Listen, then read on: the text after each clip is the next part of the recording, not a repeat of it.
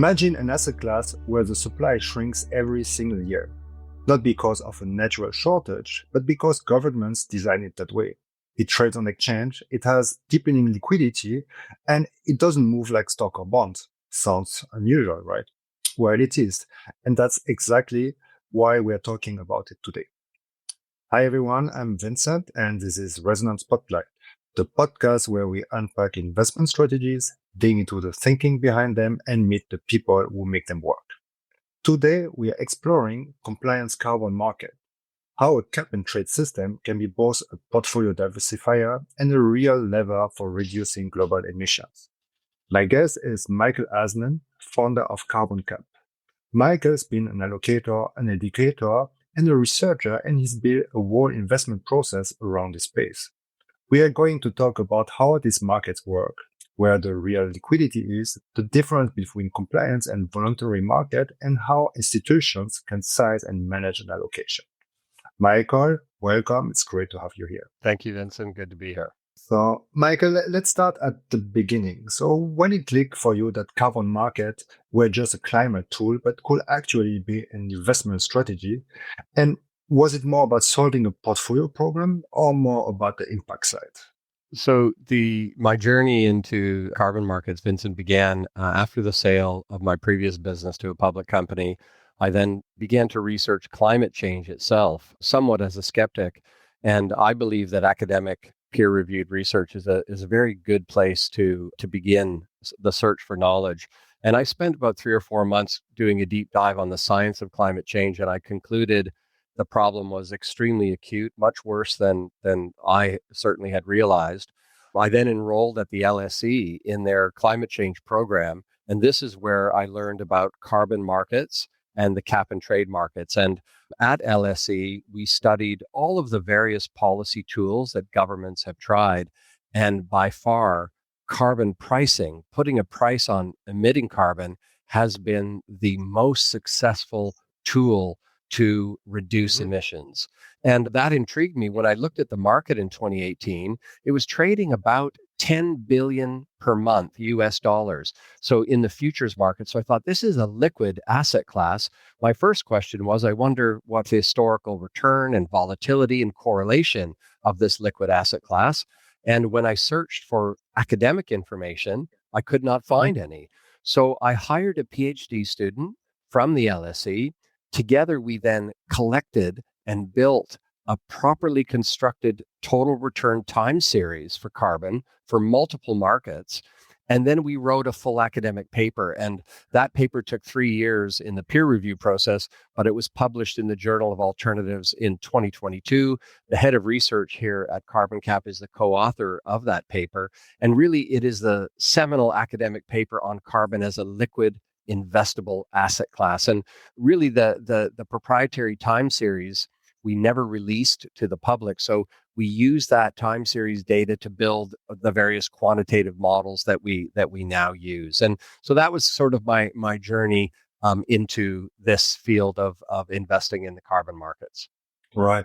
So when you think about success at Carbon Cap, how do you measure it? Is it purely return? Is it a ton of carbon avoided, or also some blend of both? It's a blend of both. When we formed Carbon Cap Management and launched the World Carbon Fund, we did want to do both. So, the primary objective is, delivering for the clients, of course, but we have also aligned an impact metric with our performance. So 20% of our performance fees, and that's a gross revenue stream. That's not, part of a net profits. 20% every year when we crystallize performance fees, that is used to purchase and cancel compliance carbon, not voluntary compliance carbon, and to fund other climate mitigation activities. And we're very pleased. We have a 5.5-year track record. We have crystallized performance for 5 years in a row, and about 1.5 million US dollars so far has gone into direct climate impact. And it's nice because if we have higher performance, we have higher impact. So it aligns the interest of the manager, the investor, around both performing and impact. Right. So for those who haven't spent years studying this, like you did, so can you give us the 1 minute crash course on how cap and trade system actually works? What the cap, how do allowance can hand it out, and where does the trading happen? So, yes, it'll take me perhaps more than the 60 seconds, but cap and trade markets have two objectives. The first objective is to cap and lower emissions, and the second objective is to achieve that reduction at the lowest cost. And the market works as follows. Any large emitter above 25,000 tons is contacted by the government. They are included in the program. It's mandatory. You have no choice. They are audited by the government once every year, and they must give the government carbon allowance permits that match their emissions. So you emit 1 million tons last year. By April this year, you must give the government 1 million permits. Now, the government controls the supply of the permits. It issues the total supply. We call that the cap. So in Europe, this is about 1.35 billion. So the government issues these allowances. In Europe, we have an auction every day. Every single day, they drip feed the allowances. The supply comes into the market. Some industrial companies receive a free allocation of allowances. So we then think of an annual compliance cycle. Let's do that. If you have in Europe 5,000 large emitters above the threshold, at the end of every year, let's say the total emissions is the same as the cap, 1.35 billion. So those companies, they many are public companies, very large. They know their emissions, so they will have hedging programs. But at the end of the year, the government issues the 1.3, then the companies buy the allowances at the auction or in the secondary market, and they then are audited and they give the allowances back to the government. Now the government has the allowances back, they destroy them, they tear them up. So that compliance year has been completed. In the next year, 1.2 billion is issued, then 1.1, then 1 billion. So we create scarcity, right? And so within that ecosystem, because we keep reducing the supply, someone has to reduce their emissions. The question is, which company will do that? And this is where trading and the price signal are so important. Today in Europe, the carbon price is around 71 euros per ton. Every big emitter in Europe, the CEO, they know two carbon prices. They know the carbon price they must buy, 71 euros, but they also know what is our company, our internal cost of abatement to cut. And if we line up all of these emitters in Europe, some have a very low cost of abatement to cut their emissions, maybe 20, 30, or 40 euros per ton. Some companies may have a 300 euro cost to cut. So if your cost is 300 euros to cut your emissions, you just buy the permit and give it to the government. But when we reduce the supply every year, there will be companies who their internal cost is less than 71. And their main motivation is profit. This is the driver. And therefore, when the CEO looks, do I pay 71 to the European government, to Brussels, or do I invest and cut my emissions for 30 or 40 euros? This decision is not made for green or ESG. It's simply made for profit. And therefore, the carbon market harnesses greed or profit, the profit motive, in order to achieve the three magic words: least cost abatement. Least cost abatement. Every year when we cut the supply, Vincent, it is those companies that have the lowest cost of cutting their emissions. They self-select, they take the carbon price and they internalize that price. They compare it and they select to cut their emissions. Why? They make more profit by doing that. So this is the power of a compliance carbon market, by harnessing the profit motive to achieve the magic words that the companies with the lowest cost, indeed, they choose to cut their emissions.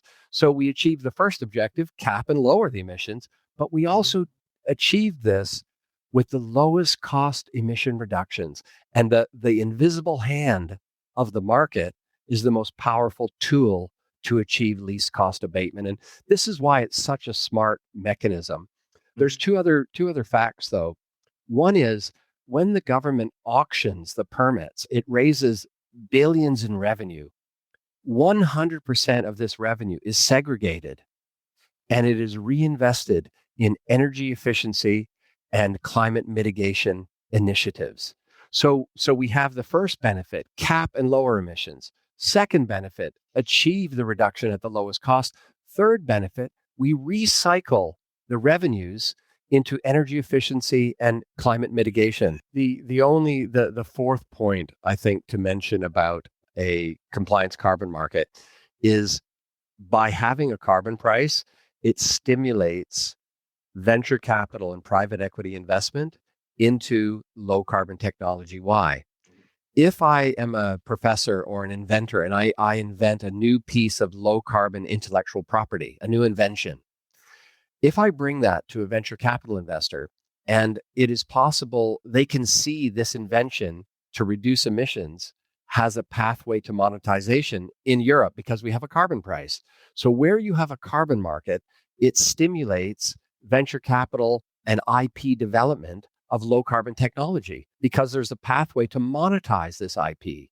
And I think this is the fourth benefit of a carbon market. So, at the LSE, we studied all the various climate policies. And this is a very, very intelligent, smart, and economically, I would say it's an elegant solution to address the externality of carbon emissions. I guess the main thing is, Vincent, it works. In Europe, the market was launched in 2005. From 2005 to 2024, the annual run rate of emissions has dropped by 1.1 billion tons, 1.1 gigatons per year. So this has been a hugely successful mechanism at reducing emissions. And approximately 75% of that reduction has come directly from the companies covered under the emission trading system. Mm-hmm. And this is one of the reasons why it's now spreading, I think, around the world. Right. Donc, very interesting. And you focus exclusively on compliance market, not the voluntary offsets. So for an allocator who lumped all together, so what are the big three different that they really need to understand? There are effectively 5 key differences between compliance carbon and voluntary, and there's quite a big difference between them. So let's go through these 5 points. Number one, compliance markets are highly regulated. They're run by the government. Number two, they're very large. Last year traded approximately $1 trillion US dollars. Number three, they're liquid. These markets are now trading about 70 billion US per month, mainly in the derivatives market. Number four, they're very transparent. All the rules are transparent on the website of the government. Anyone can see the rules. And number five, very important, the supply of carbon is capped and it reduces every year. That's the compliance side. Let's go to the voluntary, same 5. Number one, unregulated. You have a financial asset with no financial regulation. Not a good combination. Number two, illiquid. This is a private equity asset. Number three, very small. How small? About last year, 1 billion versus 1 trillion. This is 1,000 times difference between in size. Not 10 times, 100, 1,000 times. Number four, the rules are complex and opaque. To understand the methodologies, how did they calculate with the forest and these various projects, what has actually been the emission reductions? And number five, the supply of voluntary carbon, it's effectively unlimited. And with unlimited supply, what does that mean for price? Low price. And voluntary carbon typically trades at a fraction of the price. But of course, we know to address climate change, we need high prices, not low prices. High prices stimulate abatement, not a low price. So unfortunately, we advise all of our clients not to be involved in the voluntary market. There's been a range of significant scandals and financial losses incurred by some very, very sophisticated investors and so until this market is regulated, we think it's better to stick to the compliance markets. And these are the markets that we only invest into. Right. So now practically, let's say I'm an investor and like to get involved. So what what a participant actually traded? Is it like futures, option, swap? Can you shed some color on that? Yeah. So there are three main instruments for carbon. Of course, there are the physical allowances themselves. These physical allowance permits are effectively a digital asset that sits in a secure government registry account. And you can trade the physical, although it's not that liquid. The most liquidity is in the exchange listed futures market and the exchange listed options market. So those are the three main instruments. Banks will also quote, OTC total Mhm. return swaps into carbon, at least the more liquid markets. And in terms of the properties, I mentioned we did that research. In the last decade, the annualized return, S&P calculates an S&P Global Carbon Index, and that index has done about a 19% annualized return over the last decade against around 10% for the S&P 500. So quite interesting, historical return. Mhm. Quite high volatility. So carbon exhibits higher volatility than the S&P 500. And then correlation. You were asking about that. Carbon has effectively no correlation to any other asset class. So, of course, when we're doing portfolio construction, we are all seeking something with a positive expected rate of return and a low correlation to the other assets in our portfolio. And carbon, historically, the historical numbers really, really tick this box. Right. And if taking a look at the landscape, where do you find the most liquidity right now? I mean, we mentioned the EU, but do you have activity in the US or maybe some other part of the world? Are there also some new market which are emerging there? Yeah, so the five markets today that we participate in are the European market. It is by far the most liquid, trades about 2 billion US per day in the futures market, so high liquidity. Next would be the California carbon market.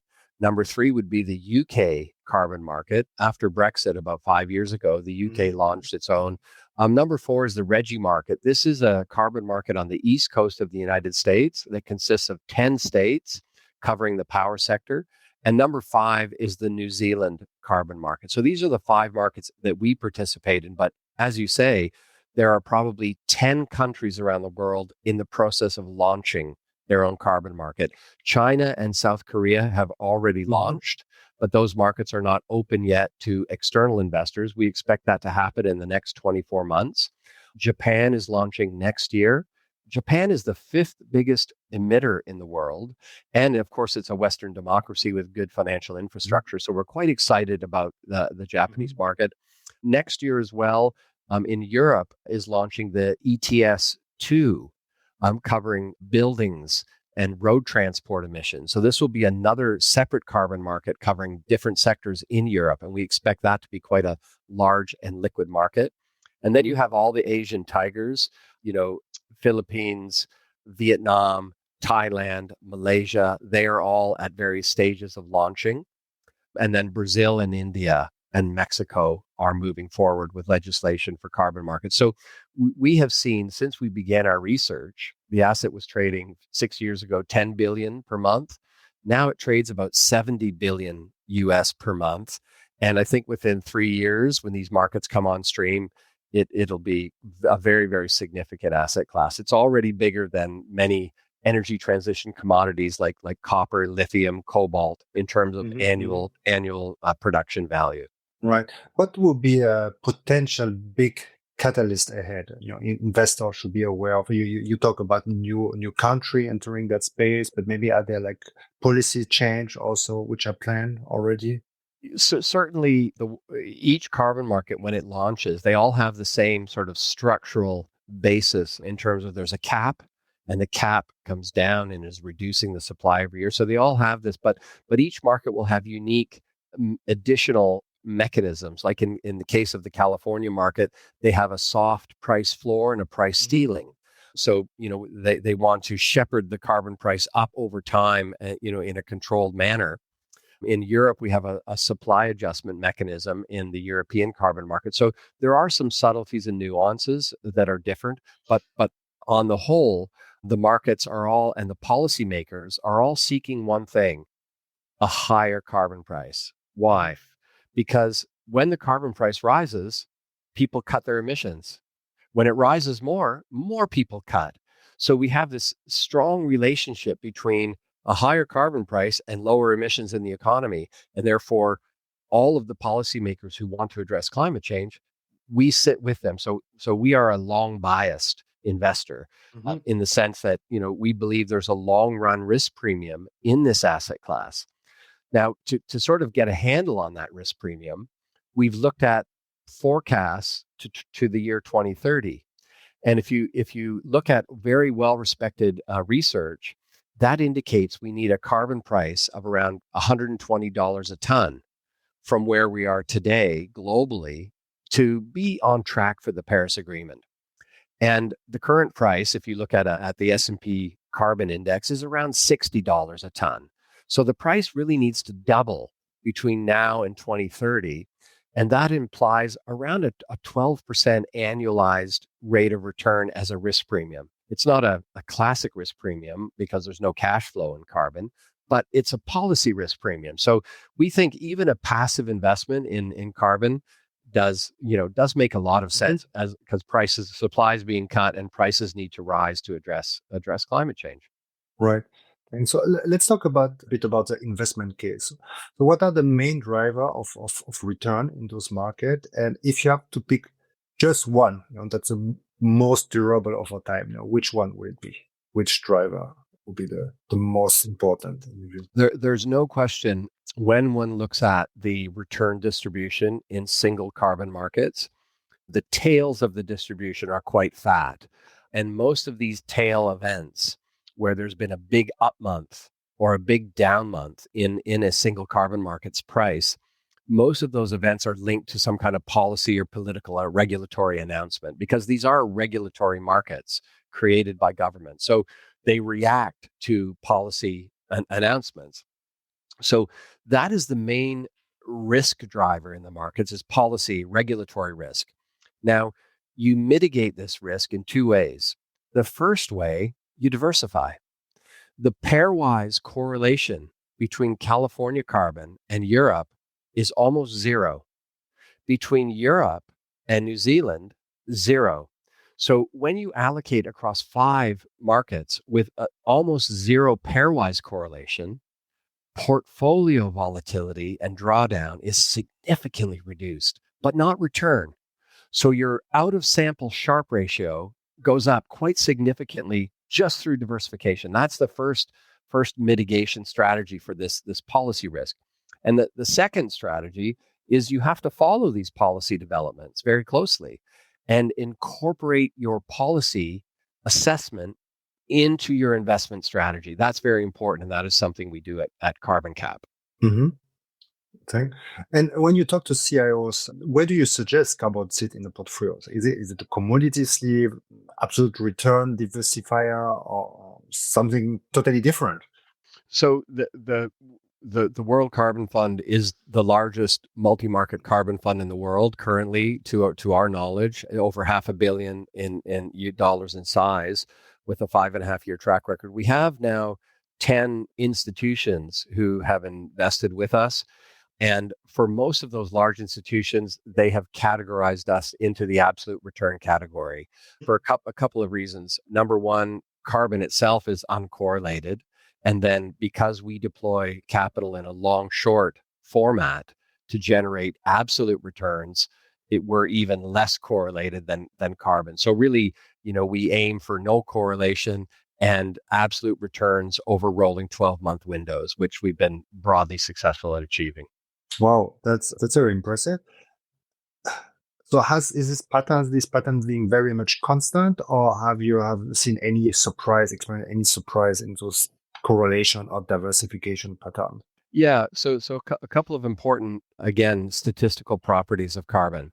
The first thing is it is a risk-on asset class. So if you think about it, when the economy is booming, you have high economic growth, you have high emissions. And which are the main sectors? Steel, cement, chemicals, oil and gas refinery, glass production. So these high emission industries When the economy booms, there's more emissions, there's more demand. They have to buy more permits. So this pushes the carbon price up. When there's a recession, like in COVID, where the economy shuts down, much lower emissions, lower demand, lower carbon price. And actually that's quite nice because, you want a lower carbon price for these companies during a difficult period, right? We don't want to impact significantly the profitability of these companies. So the carbon price is a pro-cyclical asset class, and it is a risk-on asset. When there is a macro shock, carbon falls. I'm very, very clear with clients about that. However, it doesn't mean an investment strategy will fall. There have been significant bear markets in carbon, and we have navigated those bear markets very well because we deploy in a long short fashion. Mm-hmm. And so I would say generally, if an institution want exposure, what are the main routes? You have to go to funds, like separate account, or you go direct to futures or some other structured product. Can you shed some light a bit on the various options?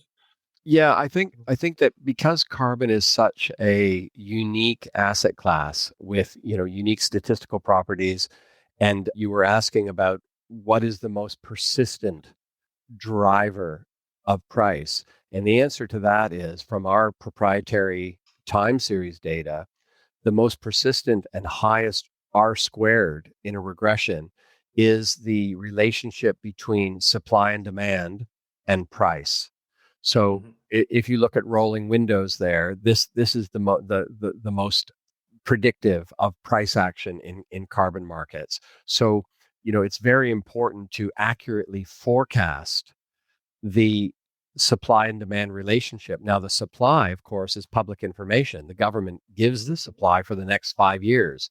So our research is extremely focused on demand.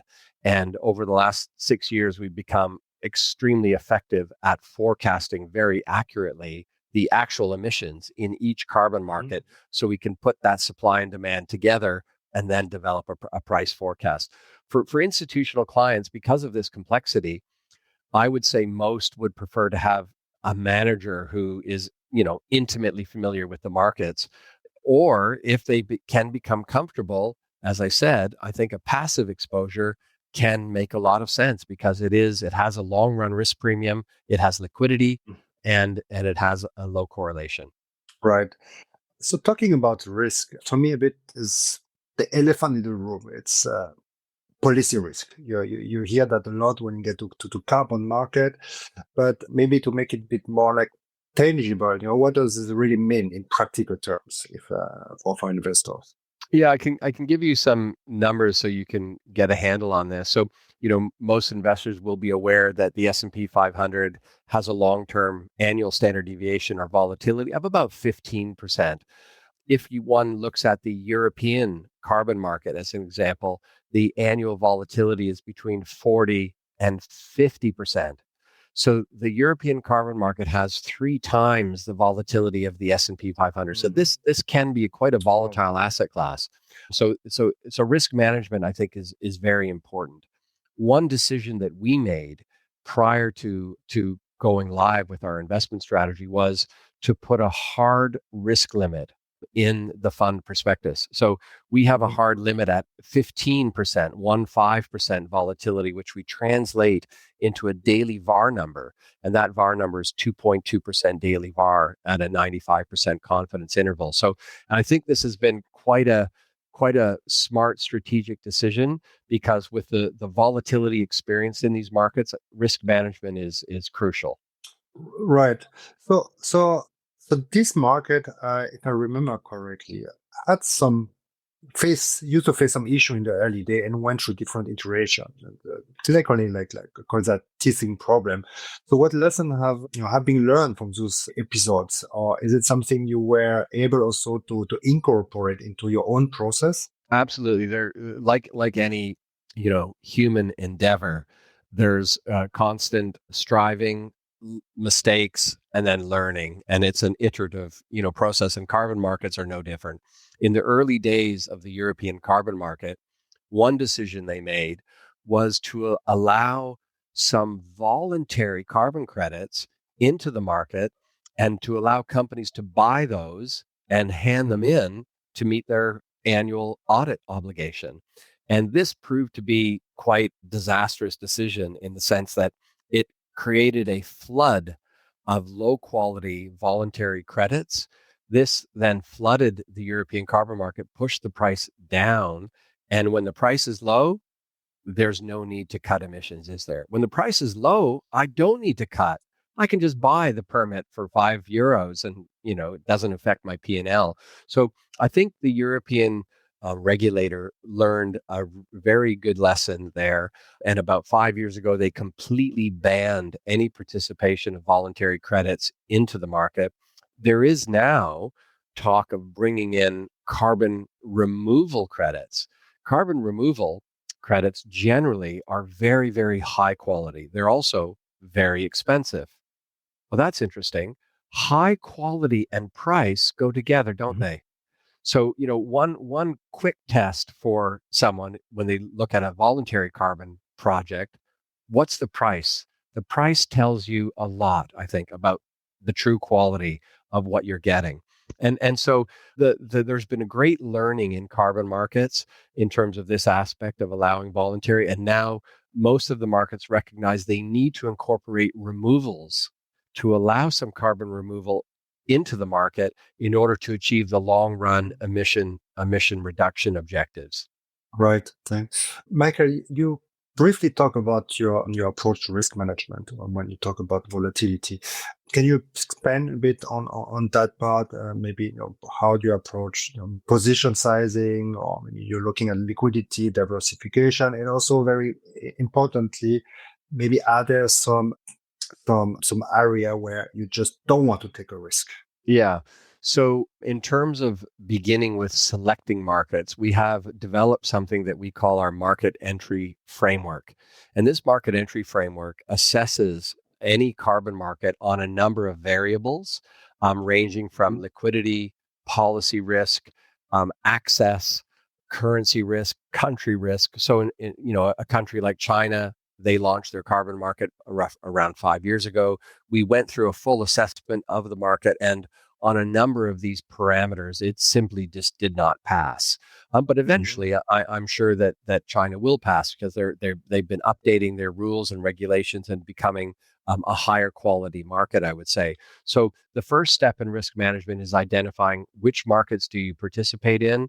When you have a monthly liquidity vehicle, as we do, you need to be very cognizant of the liquidity of your underlying investments. And therefore, Vincent, we have a whole range at our monthly risk meeting of risk metrics that we track, and a whole range of liquidity metrics in terms of the liquidity of each of the 5 markets. What is our position? What is the time to liquidate, and the potential market impact of liquidating those positions within various liquidity windows? And I think this is very important. Certainly, when you're engaging with institutional clients who are looking at larger investments, 20, 30, $50 million tickets, that's important to be able to demonstrate the liquidity of the underlying portfolio and the risk processes.